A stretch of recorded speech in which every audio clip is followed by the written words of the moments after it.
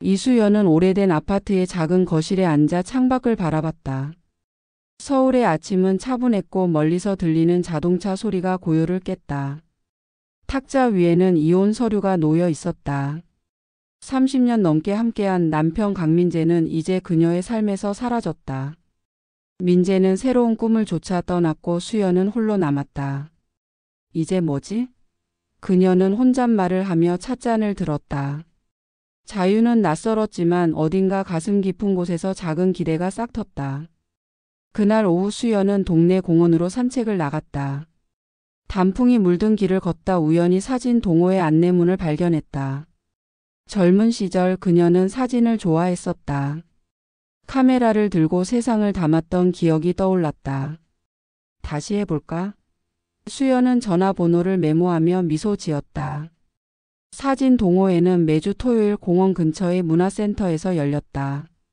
수연은 오래된 필름 카메라를 챙겨 첫 모임에 나갔다. 낯선 얼굴들 속에서 긴장했지만 참가자들은 따뜻하게 그녀를 맞았다. 젊은 직장인부터 은퇴한 노부부까지 모두가 사진에 대한 열정을 공유했다. 모임의 리더는 최영탁이라는 남자였다. 그는 은퇴한 다큐멘터리 사진가로 웃을 때 눈가에 주름이 잡히는 사람이었다. 영탁은 첫 시간에 말했다. 사진은 순간을 담는 거예요. 여러분의 눈으로 본 세상을 보여주세요. 수연은 그의 말에 끌렸다. 첫 과제는 일상의 아름다움을 찍는 것이었다.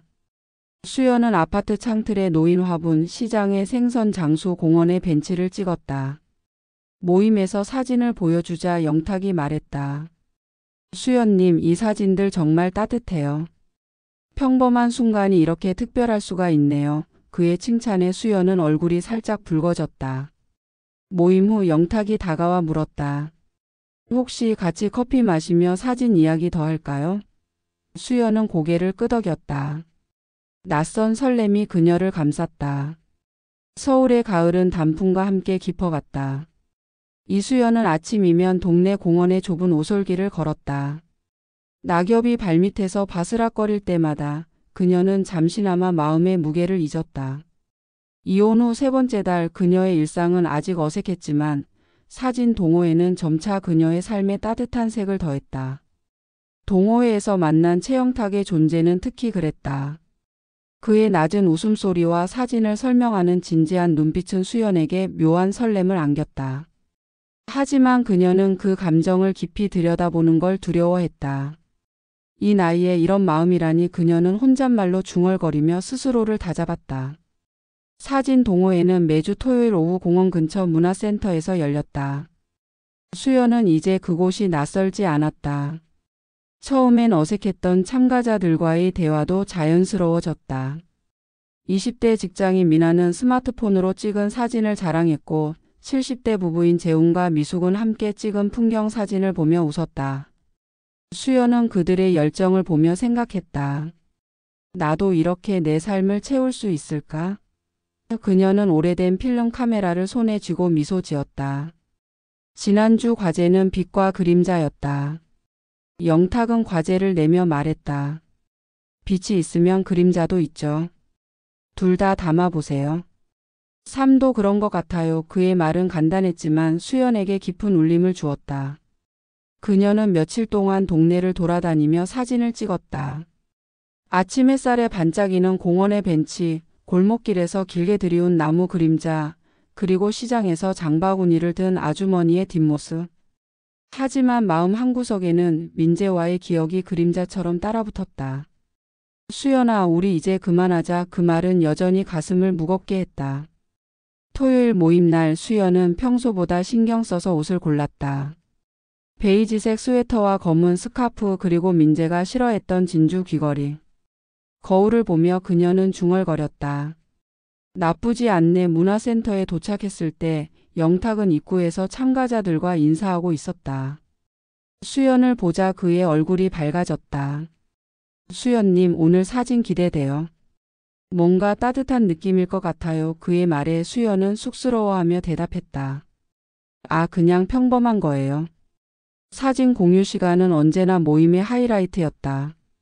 미나는 강변의 일몰 사진을 보여주며 말했다. 이때 바람이 엄청 불었어요. 재훈과 미숙은 오래된 정원의 사진을 내보였다. 이 나무 우리 결혼할 때 심은 거예요. 그들의 이야기에 모두가 웃었다. 수연의 차례가 왔다. 그녀는 조심스럽게 사진을 꺼냈다. 이건 시장에서 찍은 거예요. 아침 햇살이 아주머니 그림자를 길게 만들었어요. 뭔가 삶의 무게 같은 게 느껴져서 그녀의 목소리는 작았지만 진심이 담겨 있었다. 영탁이 고개를 끄덕이며 말했다. 수연님, 이 사진은 정말 이야기가 있어요. 빛과 그림자가 서로 끌어주는 느낌이네요. 그의 칭찬에 수연은 얼굴이 따끈해졌다. 모임이 끝난 후 영탁이 다가왔다. 수연님, 혹시 시간 되시면 같이 커피 마실까요? 사진 이야기 더 하고 싶어서요. 그의 말투는 조심스러웠지만 눈빛은 따뜻했다. 수연은 잠시 망설였다. 이게 괜찮은 걸까? 하지만 이내 미소 지으며 대답했다. 네, 좋아요. 그들은 문화센터 근처의 작은 카페로 향했다. 카페는 통유리창으로 가을 햇살이 들어오고 나무 테이블 위에는 작은 선인장이 놓여 있었다. 수연은 라떼를, 영탁은 에스프레소를 주문했다. 대화는 자연스럽게 사진에서 삶으로 흘렀다.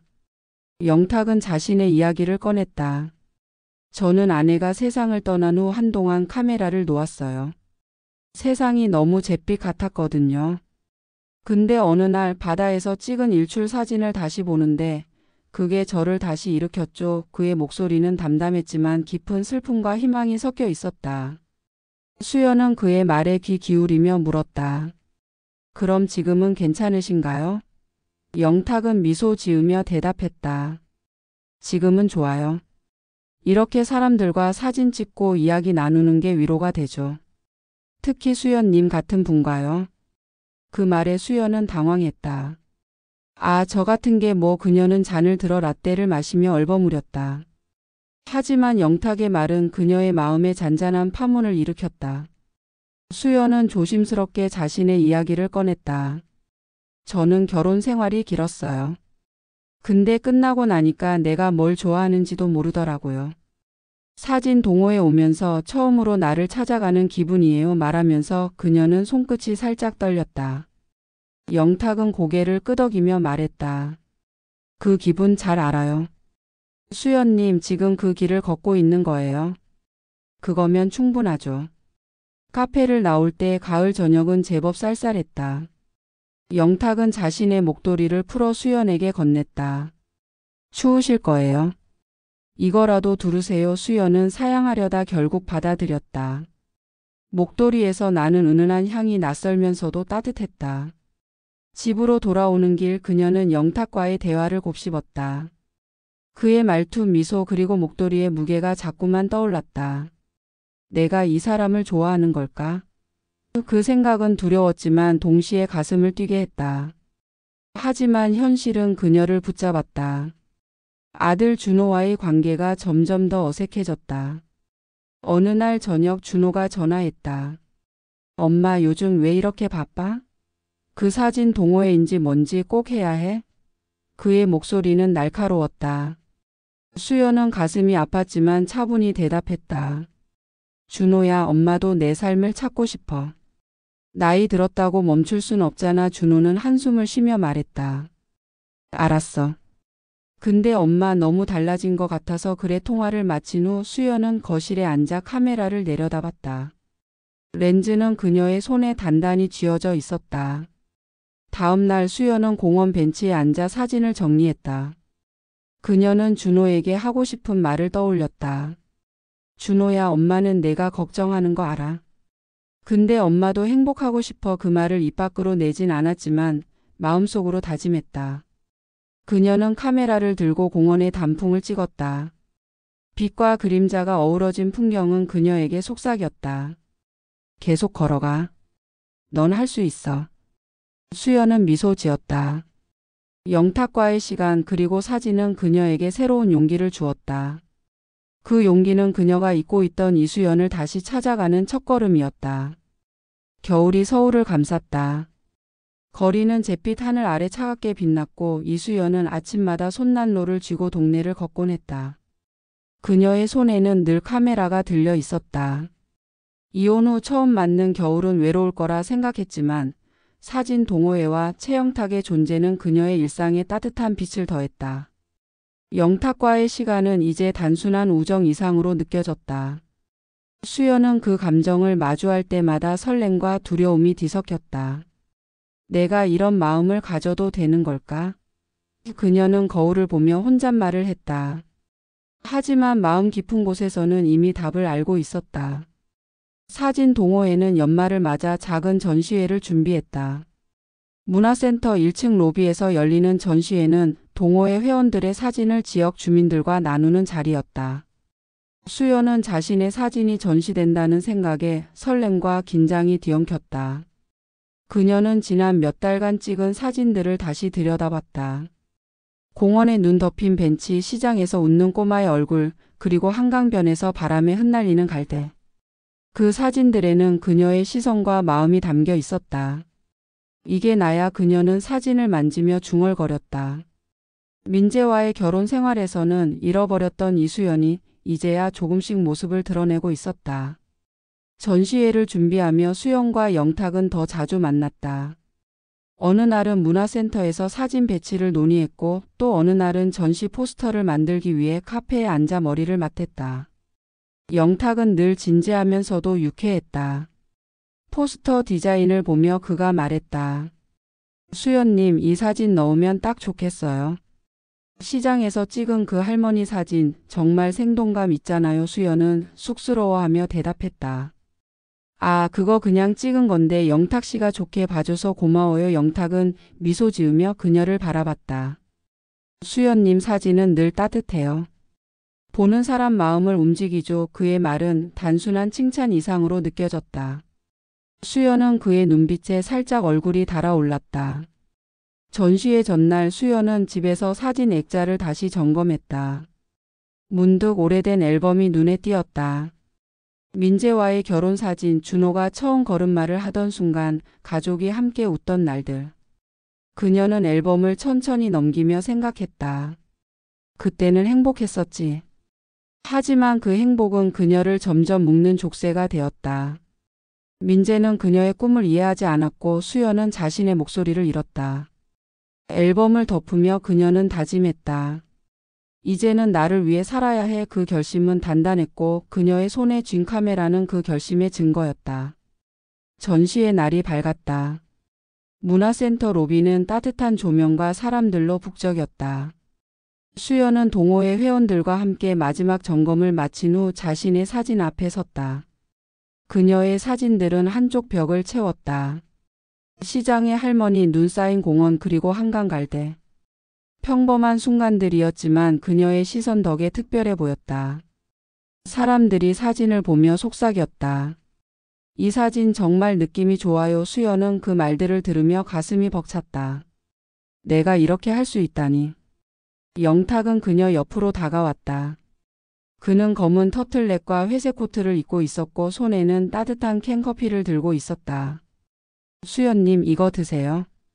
오늘 좀 춥죠? 그는 커피를 건네며 그녀의 사진을 바라봤다. 이 사진들 정말 대단해요. 사람들 마음을 움직이는 힘이 있네요. 수연은 미소 지으며 말했다. 영탁 씨가 도와줘서 이렇게 됐죠. 혼자였다면 못했을 거예요. 영탁은 고개를 저으며 말했다. 아니에요. 이건 수연님의 눈과 마음이 만든 거예요. 저는 그냥 옆에서 응원한 거죠. 그의 말에 수연은 어쩐지 가슴이 따뜻해졌다. 전시회가 끝난 후 사람들은 335 로비를 떠났다. 영탁은 수연에게 말했다. 수연님, 집까지 바래다 줄게요. 눈도 오는데 혼자 가기엔 좀 춥죠. 수연은 사양하려다 고개를 끄덕였다. 두 사람은 문화센터를 나와 눈이 살짝 내리는 거리를 걸었다. 가로등 불빛 아래 눈송이가 춤추듯 떨어졌다. 수연은 코트 깃을 여미며 말했다. 영탁 씨, 오늘 정말 고마웠어요. 저한테 큰 날이었어요. 영탁은 미소 지으며 대답했다. 저도요. 수연님 사진 보면서 새삼 세상이 참 예쁘다는 걸 느꼈어요. 그들은 잠시 말없이 걸었다. 눈이 쌓인 보도블록 위로 두 사람의 발자국이 나란히 찍혔다. 그러다 영탁이 조심스럽게 입을 뗐다.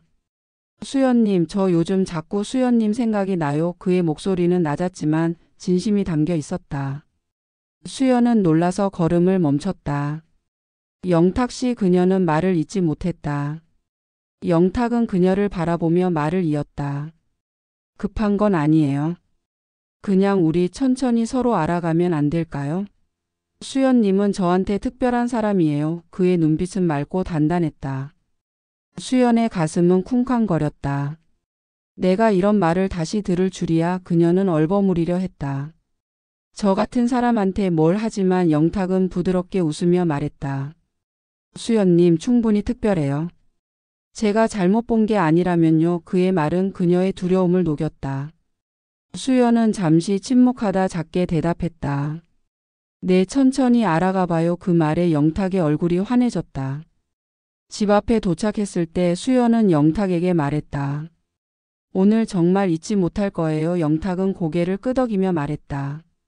저도요. 잘 자요, 수연님. 그는 손을 흔들며 눈 속으로 멀어졌다. 수연은 현관문을 열고 들어와 카메라를 내려놓았다. 그날 밤 그녀는 잠을 이루지 못했다. 영탁의 말, 그의 미소, 그리고 눈 내리는 거리의 풍경이 자꾸만 떠올랐다. 내가 다시 누군가를 좋아할 수 있을까? 두려움은 여전했지만 그보다 큰 설렘이 그녀를 감쌌다. 전시회는 단순한 사진 이상이었다. 그것은 그녀가 자신을 다시 사랑하기 시작한 순간이었다. 서울의 봄이 찾아왔다. 거리는 벚꽃과 햇살로 반짝였고 이수연은 아침마다 창문을 열어 꽃향기를 들이마셨다. 이혼 후 처음 맞는 4월은 그녀에게 새 생명을 불어넣었다. 사진 동호회에서 시작된 최영탁과의 인연은 이제 그녀의 삶에서 빼놓을 수 없는 부분이 되었다. 두 사람은 함께 사진을 찍고 차를 마시고 때로는 아무 말 없이 거리를 걸었다.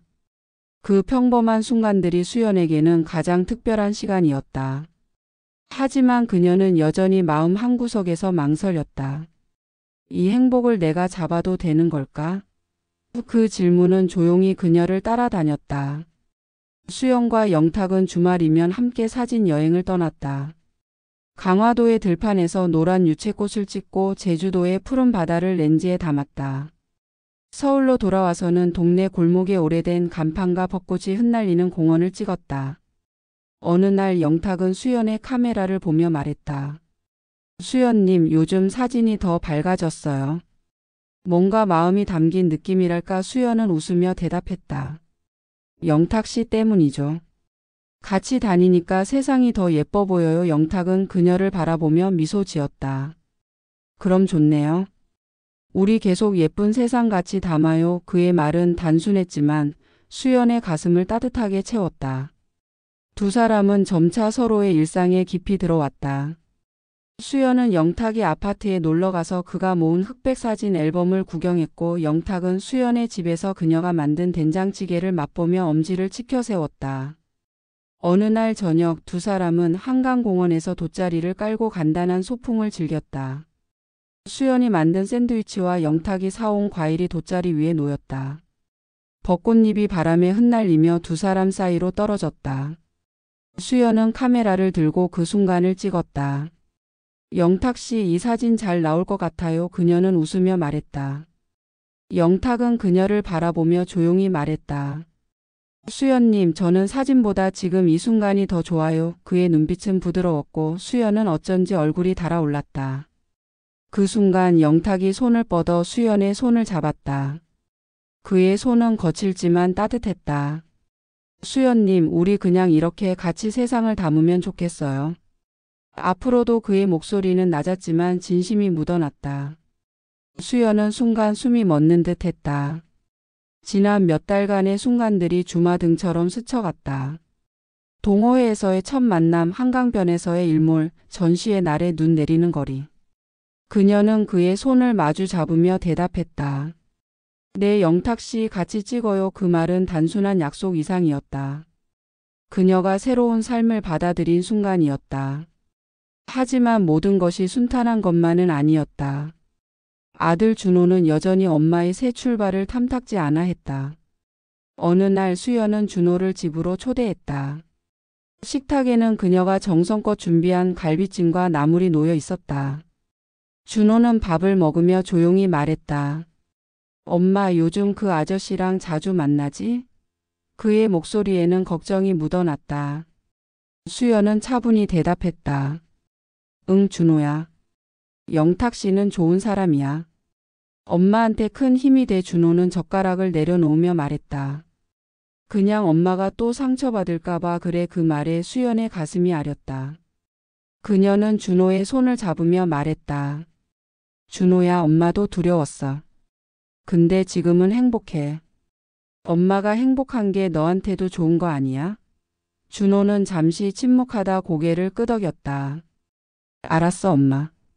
그냥 잘 지내. 그의 말은 짧았지만 수연은 그 속에서 작은 변화를 느꼈다. 준호가 문을 열기 시작한 것이다. 며칠 뒤 수연은 영탁과 함께 남산타워 근처로 사진을 찍으러 갔다. 봄바람이 부드럽게 불었고 타워 위로 구름이 천천히 흘렀다. 두 사람은 서로의 사진을 찍으며 웃었다. 영탁이 수연을 카메라에 담으며 말했다. 수연님, 미소 진짜 예뻐요. 수연은 장난스럽게 대꾸했다. 영탁 씨도 나쁘지 않은데요? 두 사람은 깔깔 웃으며 타워 아래 벤치에 앉았다. 그곳에서 수연은 준호에게 전화했다. 준호야, 이번 주말에 우리 셋이 밥 먹을까? 영탁 씨도 같이. 그녀의 목소리는 단호하면서도 따뜻했다. 준호는 잠시 망설이다 대답했다. 그래, 엄마. 시간 내볼게. 그 말에 수연의 눈가가 촉촉해졌다. 주말 세 사람은 동네의 아담한 식당에서 만났다. 처음엔 어색했지만 영탁의 유쾌한 농담과 수연의 밝은 미소가 분위기를 풀었다. 준호는 조용히 밥을 먹다가 말했다. 엄마, 요즘 진짜 행복해 보여. 그 한마디에 수연은 가슴이 벅찼다. 식사 후 준호는 영탁에게 살짝 고개를 숙이며 말했다. 엄마, 잘 부탁드려요. 영탁은 미소 지으며 대답했다. 걱정 마. 수연님은 이미 최고니까. 집으로 돌아오는 길 수연은 카메라를 손에 쥐고 하늘을 올려다봤다. 벚꽃은 이제 거의 졌지만 새잎이 햇살에 반짝였다. 그녀는 생각했다. 이게 내 새 프레임이야. 이혼의 아픔은 이제 희미한 흑백 사진이 되었고 그녀의 렌즈에는 영탁과 준호 그리고 스스로를 사랑하는 순간들이 가득했다. 수연은 가볍게 미소 지었다. 새로운 시작은 어쩌면 지금이 가장 아름다운 때였다.